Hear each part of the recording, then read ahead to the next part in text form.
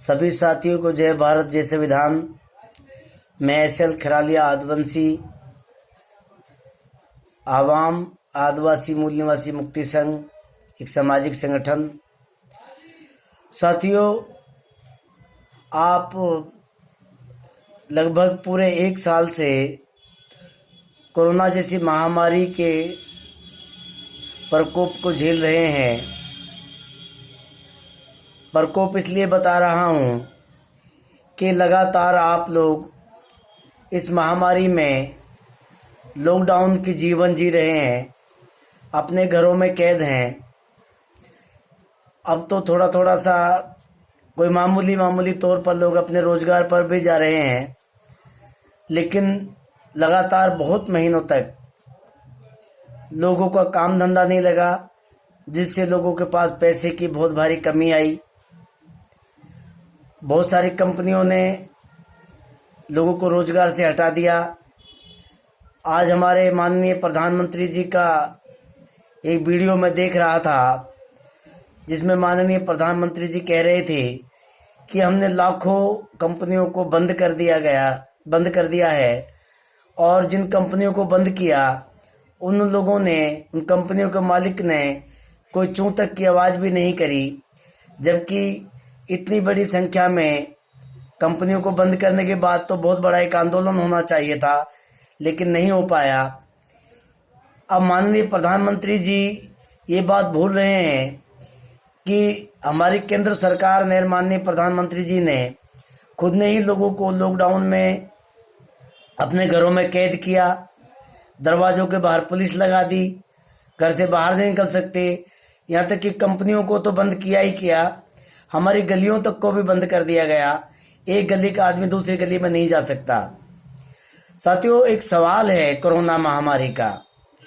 हमें एक अजीब सा लग रहा है कि इस देश में करीब करीब पिछले दिसंबर के महीने से, जो दिसंबर का महीना गुजरा है और अब अगले महीने में दिसंबर आने वाला है, अभी नवंबर चल रहा है, तो कोरोना नाम की महामारी भारत में आई।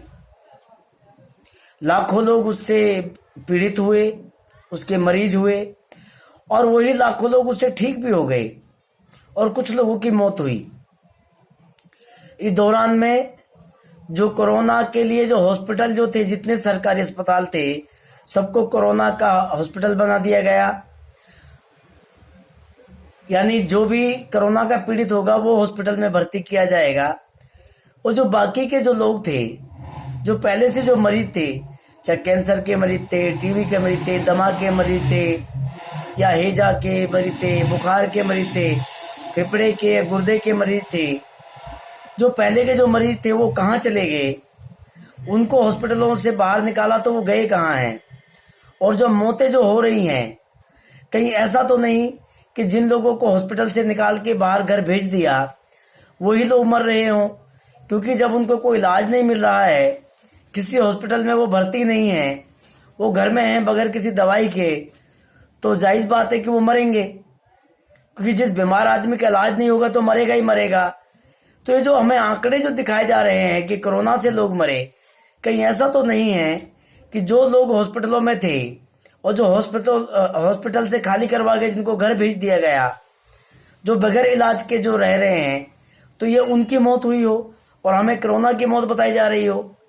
अब दोबारा तिबारा से फिर से लॉकडाउन लगाने की जो तैयारी हो रही है, इसमें मैं सरकारों से पूछना चाहता हूँ, या आम लोगों से भी पूछना चाहता हूँ, अगर कोरोना नाम की कोई बीमारी थी तो फिर ये लाखों लोग ठीक कैसे हुए?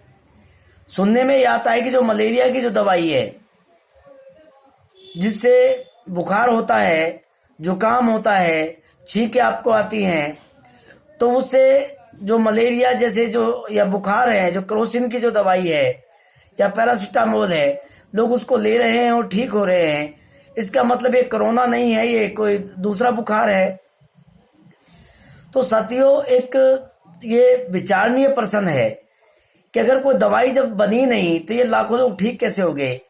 फिर ये बार बार जो कोरोना के नाम पे जो लॉकडाउन किया जा रहा है, इसका क्या मतलब है, ये हमें समझ में नहीं आ रहा है। हमें समझना होगा, सरकार को हमें समझाना भी पड़ेगा, क्योंकि आज देश बहुत बड़ी महामारी से गुजर रहा है, लोगों के पास पैसे नहीं हैं और बाजारों में महंगाई इतनी हो गई है कि जो आलू जो आज 5 रुपए के 2 किलो बिकने चाहिए, सीजन है आलू का, अभी 60 रुपए से किलो तो सिर्फ आलू ही नहीं मिल रहा है जो सबसे सस्ता होता है। बाकी चीजों पे सब पे बहुत पैसा बढ़ा दिया गया है। जो तेल है जो भी 90 रुपए लीटर मिल रहा था, आज वो 150 रुपए लीटर मिलता है, यानी सीधे 60 रुपए बढ़ा दिए गए। अब ऐसे में गरीब आदमी के जो बजट है वो पहले से उसको रोजगार भी छीन लिया, ऊपर से उसका बजट बिगड़ गया है। अभी आदमी कितने दिन तक जिंदा रहेंगे? कोरोना की महामारी थी या नहीं थी, या है या नहीं है, लेकिन जो भुखमरी जो आएगी, इससे जो महामारी फैलेगी, जो लोग मरेंगे, इसके लिए सरकार ने क्या उपाय बनाया है? अगर नवंबर तक जो अभी नवंबर का महीना चल रहा है, आज 22 नवंबर है, आज मैं 22 नवंबर को वीडियो बना रहा हूं।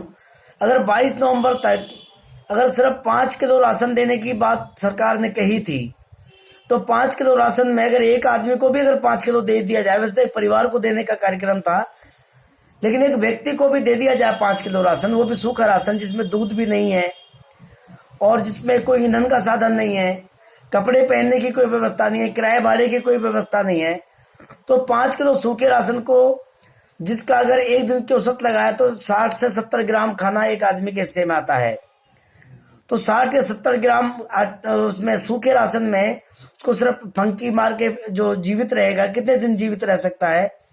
ये एक बहुत दुखद कहानी है। इसको सरकारों को स्पष्ट करना पड़ेगा, निष्पक्ष तरीके से राष्ट्र के हित में सोच के इसको क्लियर स्पष्ट करना पड़ेगा कि सरकार के पास ऐसी कौन सी योजनाएं हैं जो लोगों में महामारी ना फैले, लोगों की हत्याएं ना हो, लोग मरे ना, यानी लोगों की मृत्यु ना हो। इसको हत्या में इसलिए कह रहा हूं कि जो भूखे मरेंगे तो इसका दोष सरकार पे जाएगा कि सरकार ने भूखे मार के लोगों की हत्या कर दी है।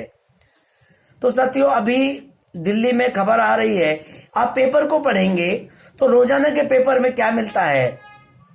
एक पेज पे मिलता है कि कोरोना पीक आवर्स खत्म हो चुका है, अब कोरोना हार रहा है, और तुरंत दूसरा पेज पलटते हैं तो कहते हैं कि इतने कोरोना के पेशेंट पाए गए हैं, कोरोना बढ़ रहा है।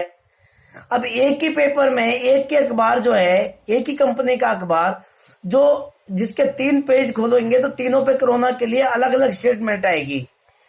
हमारे एम्स जो सबसे बड़ा हॉस्पिटल है दिल्ली में, इसके डायरेक्टर जो गुलेरिया साहब हैं, उन्होंने पिछले 2 महीने पहले कह दिया था कि कोरोना पीक आवर सब खत्म हो चुका है, कोरोना नहीं है, थोड़ा सा एहतियात बरतना पड़ेगा, मास्क लगाना पड़ेगा।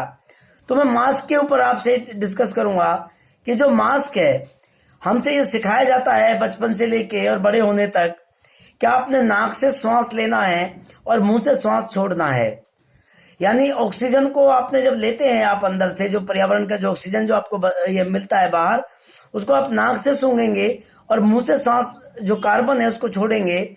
लेकिन जो मास्क आपके मुंह पर लगा हुआ है, जो नाक को मुंह को ढक के जो रखता है, तो जो कार्बन है जिसको आप छोड़ रहे हैं मुंह से और फिर सूंघ रहे हैं, तो वापस उस मास्क में से वही कार्बन आपको उल्टा जा रहा है। तो आपके फेफड़े कितने दिन तक जिंदा रह सकते हैं, ठीक रह सकते हैं? मुझे ऐसा लगता है कि बहुत जल्दी आपके फेफड़े खराब हो जाएंगे इससे। इसका कोई और तरीका ढूंढना चाहिए था, यानी कोरोना से मरे या ना मरे, लेकिन जब आदमी के फेफड़े खराब हो जाएंगे तो लोग वैसे मर जाएंगे। तो इसके लिए मुझे ऐसा लगता है कि ये कहीं जानबूझ के तो नहीं हो रहा है, क्योंकि जिस तरीके से हमारी सरकार प्राइवेटाइजेशन को लेके आ रही है, निजीकरण को लेके आ रही है, सरकारी संस्थानों को ठेके पे दिया जा रहा है, रेलवे को, एयरपोर्ट को, या जो भी बड़ी बड़ी फर्म है सबको कॉन्ट्रैक्ट पर दे दिया गया है। कोयलिया जो उसके कोयल खदान है जो कोयले की, उस सबको ठेके पे दे दिया गया है निजी कंपनियों को। तो ऐसे में वो जो वैसी जो प्राइवेट कंपनियां थे, एक तरफ तो प्राइवेट किया जा रहा है और दूसरी तरफ प्राइवेट कंपनियां जो है वो मजदूरों को निकाल रही हैं। तो ऐसे में लोग जिंदा कितने दिन तक रहेंगे?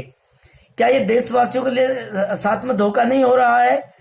हमने जो अपने मताधिकार से जो लोक सेवक चुने और जो प्रधान लोक सेवक चुने हैं, प्रधानमंत्री जी, इनको सोचना पड़ेगा कि देश के साथ में इस तरह की बेईमानी क्यों कर रहे हैं।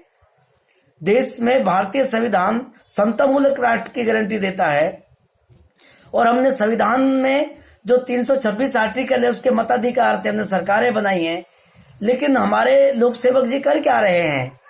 वो ईमानदारी से काम क्यों नहीं कर रहे हैं राष्ट्र के लिए?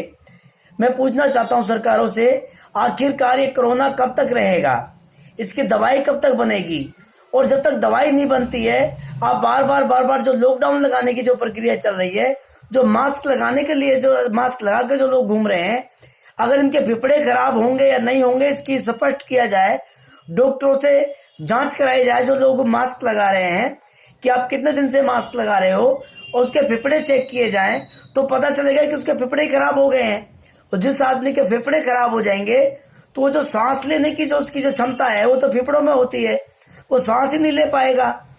तो ऐसे में तो लोगों का मरना स्वाभाविक है। तो जो दूसरा एक बहुत महत्वपूर्ण सवाल है कि जो अस्पतालों में जो मरीज जो थे, जो पूरी अस्पताल भरी रहती थी, जिसके बिस्तर पे एक बिस्तर पे 4-4 पेशेंट होते थे, और अब वो सारे हॉस्पिटल खाली करके वो कोरोना के पेशेंट बना दिए गए हैं हॉस्पिटल। तो बाकी के वो मरीज कहाँ हैं? उन मरीजों के साथ में हो क्या रहा है? क्या उनका घर पे इलाज चल रहा है या वो वैसे ही मर रहे हैं बगैर दवाई के? ये तो सरकारों को स्पष्ट करना पड़ेगा। तो साथियों, मैं सवाल उठा रहा हूं, अगर आप भी सवाल उठाएंगे तो सरकारों को सोचने पे मजबूर होना पड़ेगा। और माननीय लोक सेवक हमारे जो 543 मेंबर ऑफ पार्लियामेंट जो लोक सेवक हमने चुने हैं, और जो हजारों की तादाद में हम लोग विधायक चुनते हैं, अपने अपने विधानसभाओं में, अपने अपनी लोकसभाओं में हमारे जो प्रतिनिधि हमने भेजे हैं, उनको ये आवाज उठानी चाहिए, क्योंकि वो हमारे प्रतिनिधि हैं, हमने लोक सेवक चुना है। और साथियों, धीरे धीरे मुझे ऐसा लग रहा है कि संविधान को खत्म किया जा रहा है। अगर संविधान खत्म होता है तो इस देश में गृह युद्ध की स्थिति आ सकती है, क्योंकि इस देश में बड़ी संख्या में जिन लोगों को संविधान से अधिकार मिला है वो संविधान को ऐसे ही खत्म नहीं होने देंगे। अगर संविधान धीरे धीरे खत्म किया जा रहा है, अगर संविधान खत्म कर दिया गया तो देश में बहुत बड़ी स्थिति आ जाएगी, गृह युद्ध हो सकता है। और हम लोग चाहते हैं एकता रहे, बंधुता रहे, करुणाशील लोग हैं हम लोग। हम करुणा की बात करते हैं, समतामूलक राष्ट्र की बात करते हैं, भाईचारे की बात करते हैं, बंधुत्व की बात करते हैं। हम चाहते हैं कि भारत का सौहार्द ना बिगड़े, तो सरकार इस पर ध्यान दें।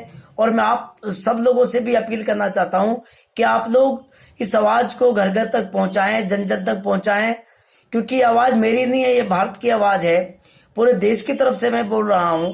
अगर ये माहौल अगर सही से नहीं बना तो साथियों बहुत बड़ा नुकसान देश में होने जा रहा है।